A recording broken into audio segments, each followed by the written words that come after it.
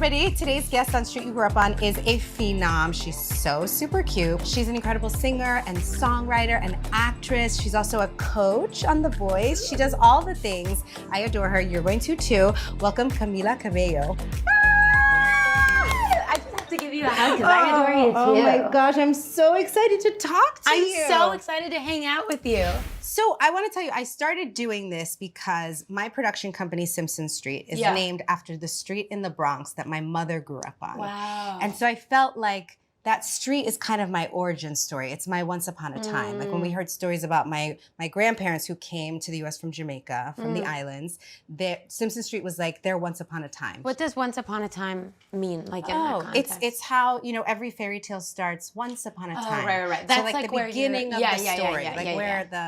Because I think, and this is a lot of what we try to do at Simpson Street, we try to affirm the idea that every single person is the hero of their story. Yeah. Like you're not a supporting character, you're the main character in the story of your life. It's like the Joseph Campbell. Exactly. Yeah. The hero's journey. The hero's journey. Exactly. So I'm gonna start in a kind of unorthodox way by asking you to tell me the street you grew up on by telling me your porn name.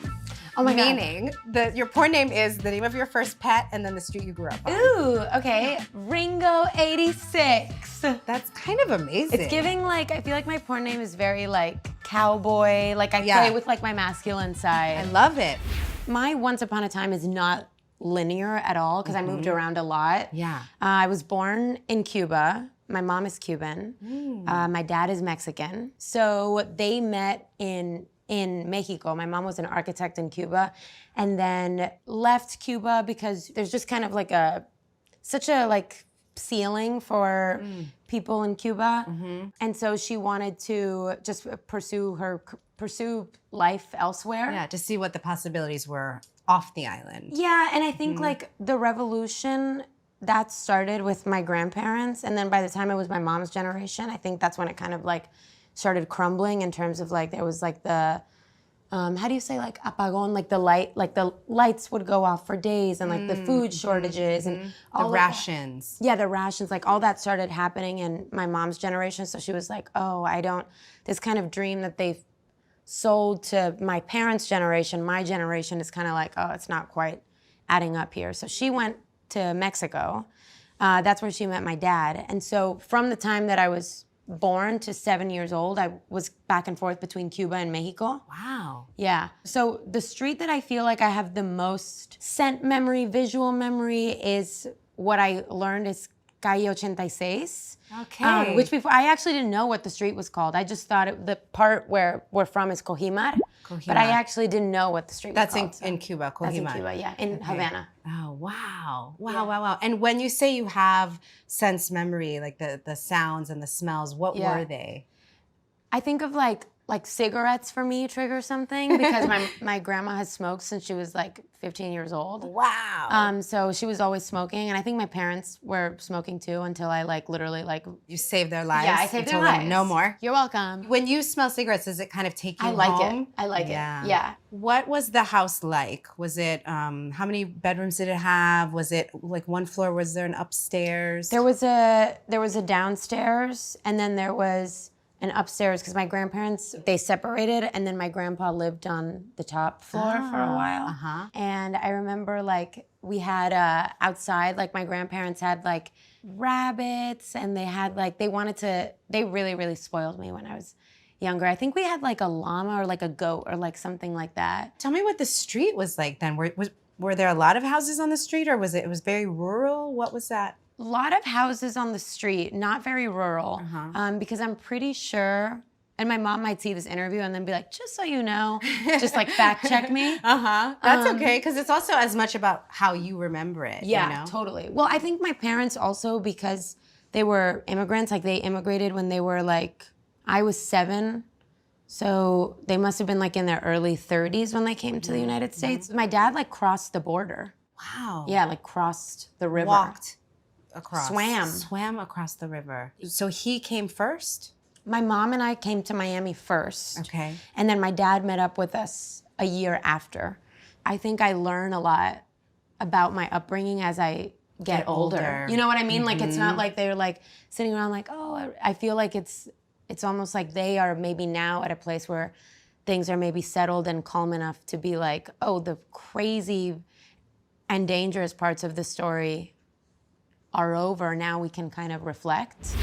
So what was it like for you to leave to come to the States? Do you remember leaving the street you grew up on? I think a lot of like immigrant parents or immigrant children might relate to this, but I think like immigrant parents like kind of feel like kind of have to lie a lot. Do you know what I mean? Like upsell you. It's gonna be great. Well, they told me that we were going to Disney World. They didn't really explain to me what was happening. I was also really, really young, so I didn't know that I was leaving forever. I'm pretty sure all they told me was like, we're going to Disney, and I was like really young.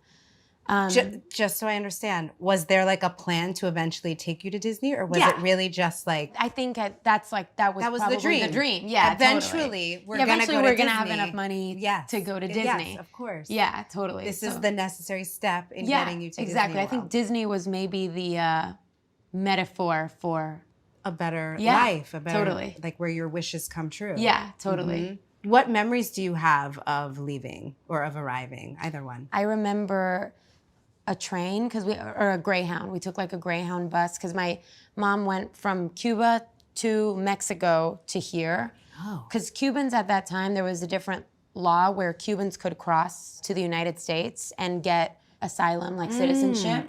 So that's why my dad had to get kind of left behind because he's Mexican, not Cuban. Right. And then I remember being on a Greyhound bus and I had like a journal. I remember my mom like carrying me over her shoulder and like going into a gas station and like trying to speak English, but like kind of speaking broken English, and I was like asleep. Did you speak English at the time? No, I spoke no English. You learned English when you came here.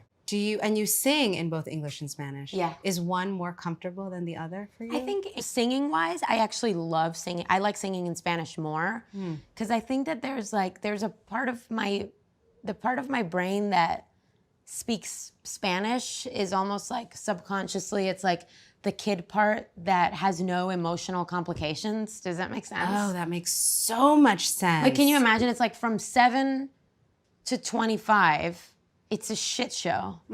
Like, it's like It's complicated. It's complicated. There's anxiety, there's this happens. It's like all of the hard stuff happened at that time. So when I speak Spanish, subconsciously, my voice gets higher. It's kind of like I'm like younger again, and I think there's just less.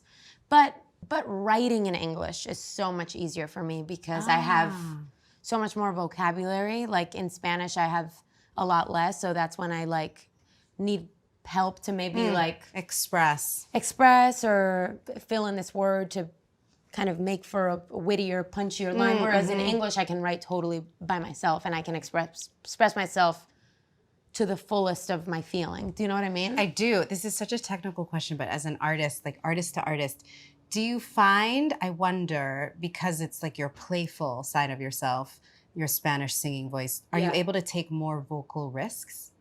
100%. Really? I mean, when I love that. When I write in English, like there's been times where I've written with English and the producer, like I'll be like, because how I write is very like, I'll like get in a booth and I'll be like, oh, there's a teacup and it's yellow when you got me feeling mellow, whatever. Yeah. Right? So that was amazing. Thank you.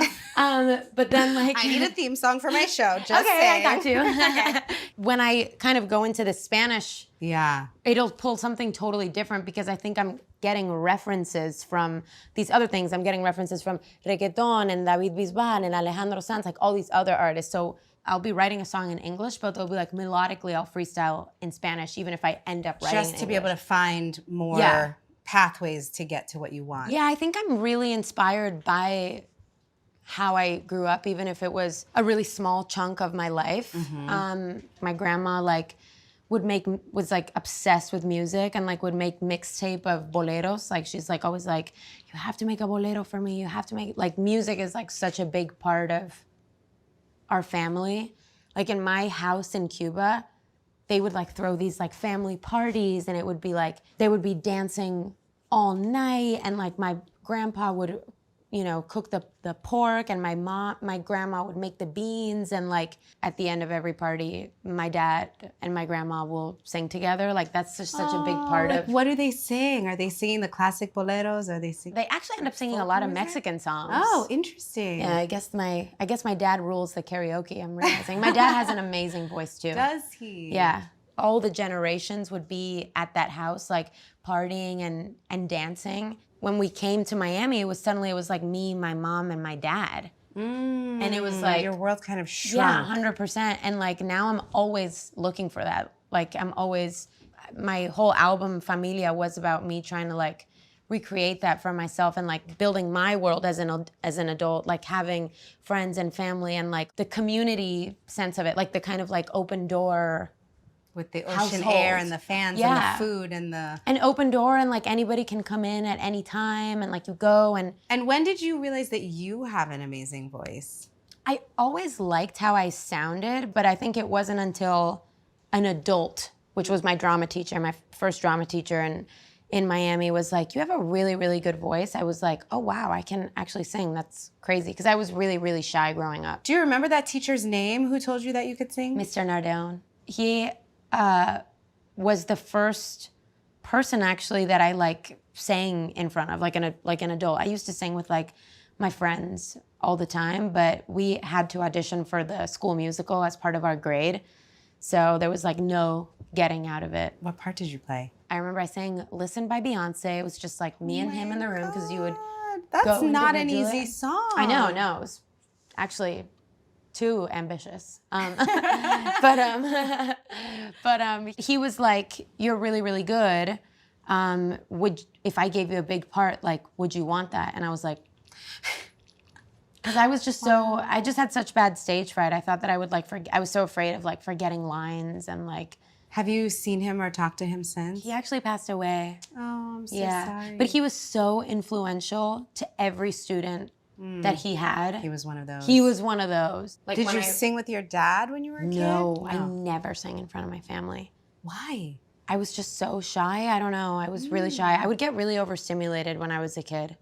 Like those family parties that I was telling you about too. Like when I was little, people would be dancing and I would just get like really overwhelmed and cry. Or when people sang happy birthday to me, I would get really sensitive and overstimulated and cry. You didn't want the attention. I didn't want, So how did that shift? I'm still kind of like that. I'm like a person that loves art and expressing myself artistically, but I'm like also really like, I'm really sensitive. Like I don't like a lot of people, you know what I mean? Like, I do. It's why I've learned to not take general criticism from everybody, like, and why I don't read reviews or anything. It's like, well, literally me too. I trust criticism from somebody who is a fellow artist or somebody who whose artistry or opinion or vision I really respect, but it's important for me to not just leave myself open to anybody's opinion because everybody's got them, and my creativity is so vulnerable. That's exactly how I feel. Were you always a writer? I would write songs with friends, like here and there, like for fun, like always since I was little, since I can remember. English was like my favorite class, and I would love like creative writing and essays. And then I was like obsessed with singing, and then I was in a girl group, and then I got really into singer-songwriter music, and then I was like, oh, now I'm like obsessed. This is like the next thing that I'm obsessed with. And you're still there, kind of? Yeah. I'm so obsessed with songwriting. It's so fun. As I get older, like I just want to spend more time in Mexico, and I want to spend more time in Miami, and I want to listen to Latin music more. And that's been like a really big source of inspiration for me because I left home. I left Miami when I was 15. So I feel like I'm just like, now in this age, I'm kind of like, where do I fit in? Like, where do I belong? Like, what place feels like home to me? I don't really know yet. I was gonna ask you, it seems like you've been on the move a lot in your life. So I know maybe you're looking for the geography of home, but are there things like rituals that make you feel at home or foods that make you feel at home? I mean, my dad's like tacos, like when he makes carnitas tacos. Yeah. Anytime that I'm homesick or I feel like ungrounded or if I've had a bad day, I need like Mexican or Cuban food. My dad would go to the Pulguero in Homestead and get carnitas and make us tacos with lime and cilantro and cebollita. Oh my gosh. So good. So can we play a game? Yeah. Okay, so I have some pictures of you. Okay. And I want to play show and tell. Okay. This picture, I mean, what is happening with this cutie patootie? Oh my gosh. Okay, so this is in Cuba, and my grandpa would always take me to this park called Parque Leni, and he would take me and my cousin Gabby. I was like the gum on her shoe, like I wanted to be with her all the time. When I moved to Miami, I didn't see her for like, must have been like 8 or 9 years. And then an intention that I have like for my future family will be to like recreate that feeling of like the cousins and all the different generations in the house. Yeah. Tell me about this one. This is so cute. That was my first Christmas in Miami. Oh, wow. And I was 7, and it was just me and my mom. My dad hadn't come to Miami yet.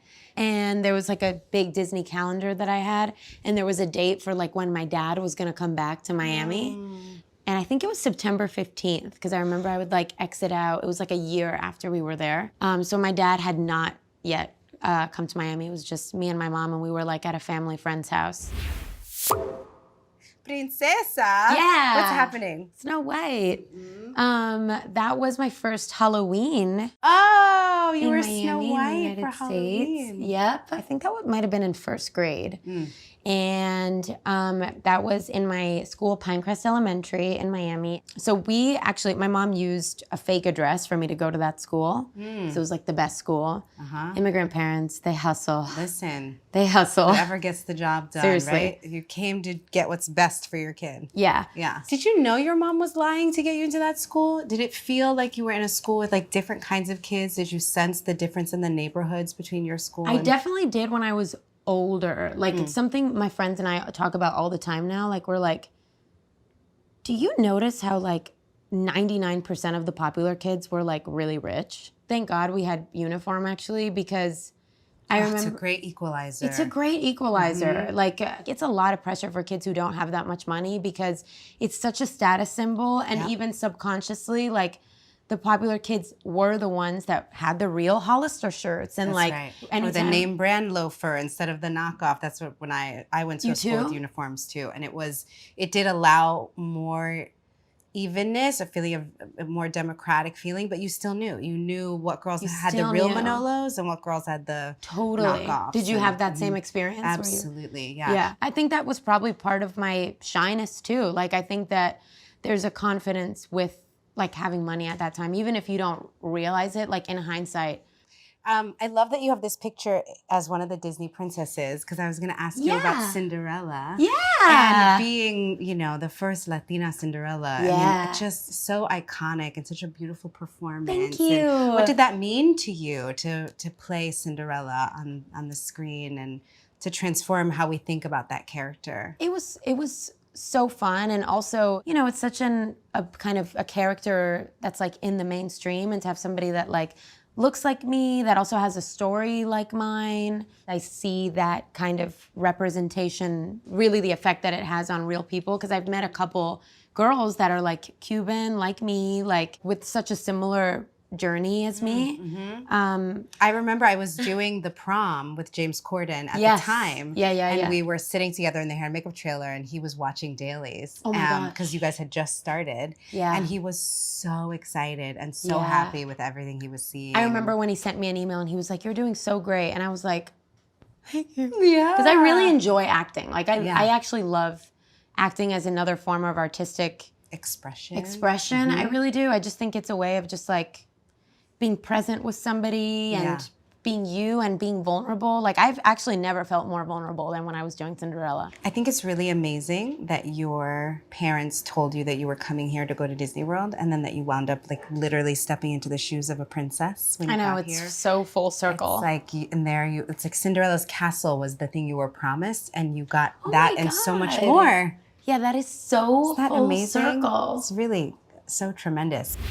If you were a fairy godmother to that little Camila, what would you say to her? What kind of wisdom would you bless her with if you could go back and visit her? I think I would tell her that I was worthy of taking up space. Because I feel like with some people that I felt comfortable around, I could be really, really myself. And then around kids, like the popular kids, or I would feel really, really shy and like suffocatingly nervous. I feel like I would have told her that I was worthy of taking up space and always being myself no matter who was around. I really love hearing more about your story because I think about some of like your biggest bangers, like the Havana or Bam Bam, like that you are really changing also the sound and the look of what is pop culture now, right? Like, like nobody is having to take on a gringa voice to translate your name, right? Like people know who you are, they know the sound, they're like hearing Latin music and culture through you. That must be such a tremendous gift. That must feel like such a gift that you can do that. Totally. And it feels like really, it's cool because it feels like a gift to myself because it's my way of, I feel the most myself when I am, you know, reconnecting with those roots and like being as like authentic as possible. It's like there are things that are in Latin music and in Latin language and Latin slang that are just like, you can't really get from American music and vice versa too. Right. You know what I mean? But like having both of those makes me feel like really, really complete. As I said, for me, this is about like, what's your once upon a time? So if you were going to kind of write the fable of your life with you at the center of your hero's journey, obviously, what would be the first 3 sentences of your fairy tale, starting with once upon a time? Ooh. Once upon a time, there was a girl who came from a family. They were brave enough to want something more, something better. And they constantly set an example of what it means to be brave, be loyal, be kind, and be strong. I love that. And if you were going to write a song about Calle 86, how would it start? Oof. It would probably be not a ballad, but more kind of like this kind of feeling of you want to go back to something, but it's like there's kind of nothing to go back to. That makes sense. My grandparents are no longer there. Most of my family is in Miami and the rest have passed away. Do you know what I mean? Yeah. So kind of like a complicated for the memory. Yeah, totally. It's beautiful. Yeah. I can't wait to hear it. I can't wait for the special thanks on your album. Yeah. The co-write. Tell me about Lotus House, because this season on Street You Grew Up On, we're able to have some resources to be able to give to our guests, to give to the organizations that mean a lot to them, and you're giving your money to Lotus House. Tell us about Lotus House. I really like the work that they do. They provide a lot of mental health resources and all kinds of resources to women experiencing homelessness in Miami. And I can only imagine a lot of those women are immigrant women too. And survivors, a lot of them. Yeah, so I just, I want to support people that are doing great work in my community, in my corner of the world. I love that. I love that because it makes me think of your mom, you know, not having everything that you had just a moment ago in your former home. Totally. I mean, I always talk about this, like when it comes to the case of like the Dreamers or, you know, like when stuff started getting really bad with ICE, that could have been my mom. You know, if I wasn't born in Cuba and I was born in Mexico instead, wouldn't have been in the United States. Like, you don't realize how fragile life is. So many of these things that end up from the outside looking like this person did a bad thing. Oh, this person is homeless and that means this, and this about them. It's like you judge people so hard, but it's like that could have been you. And it would have nothing to do with who you are as a person. Who you are as a person. If you had been born later and had been separated from your mother at the border, like so many of these kids, like that force that was like, I'm going to get her in the best school with the best teachers so that she can unlock who she is. Met Mr. Nardone. Yeah. Do you think about Mr. Nardone when you're on The Voice? Like I talked about him the other day. Really? Yeah, because this one contestant was like, oh, I was really, really shy, and it was one teacher that inspired me. And I was like, those teachers, man. I had a couple of drama teachers in high school. Really? Yeah. I mean, really, like, one is Mr. Coleman, who, like, from a very young age just saw me and was just gave me so much responsibility, like put me in Shakespeare. And that's cool. What character did you play? It was Ophelia. My mom, I saw my mom was crying when she was watching the show. Oh my gosh. And I thought like, oh wow, if even my mom could for a second think that I was somebody else, like maybe I am good at this thing. Wow. Isn't it funny, those moments where you think like, oh. That's cool that your brain went there. Like if my mom can believe I that came from her. She knows exactly who I am. Yeah, totally. Because I feel like my grandma, like I could just like, I don't know, fart on stage and she'll cry. Like at this point, it's like, yeah. I'm sure your farts are very melodic. Oh, thank you. Yeah. Sometimes I get some whistle tones in there. I love it. Anyway, thank you so much. This was so fun. So fun. I'm so grateful to Camila for joining us on Street You Grew Up On. This has been such a beautiful conversation. I'm so honored.